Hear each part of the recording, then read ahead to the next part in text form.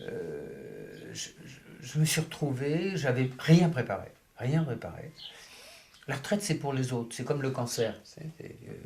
Et donc, quand je me suis retrouvé en retraite, je me suis rendu compte que je n'avais aucun projet, que j'étais toujours dans la douleur de la perte de ma femme. Mes enfants avaient quitté la maison. Et donc j'ai fait une énorme dépression au point que la seule solution qui m'est apparue à ce moment-là, c'est de mettre fin à mes jours. J'étais vraiment très très très très mal. J'en suis sorti, alors après avoir raté mon suicide, j'en suis sorti par la fuite.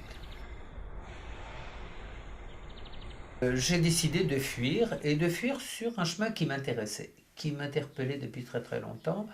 Et donc j'ai décidé de faire le chemin de Compostelle. Au bout de 3 semaines de marche, j'avais intégré l'effort quotidien. Tous mes muscles qui m'étaient nécessaires s'étaient reformés au bon endroit. Et donc je marchais dans le plaisir physique. La marche n'est pas douleur, contrairement à ce que s'imaginent les gens qui ne marchent pas, c'est du plaisir. Et ce plaisir physique, à mon sens, a dû induire un certain plaisir mental. C'est-à-dire que je me suis mis effectivement à penser. Et je me suis donc fait le bilan, en quelque sorte, de ma vie jusqu'à cette période-là. À un moment, j'ai entendu parler de 2 jeunes délinquants belges à qui un juge avait eu l'idée géniale de proposer une alternative, soit la prison, ils avaient fait beaucoup de bêtises, soit une marche. Les deux, 4 mois. 4 mois de prison ou 4 mois de marche. Et ces jeunes marchaient sur le chemin. Et ça a été pour moi un éclair de compréhension. Voilà. J'arrive à l'âge où je vais mourir, où la logique, hein, c'est que je vais vers la fin de ma vie.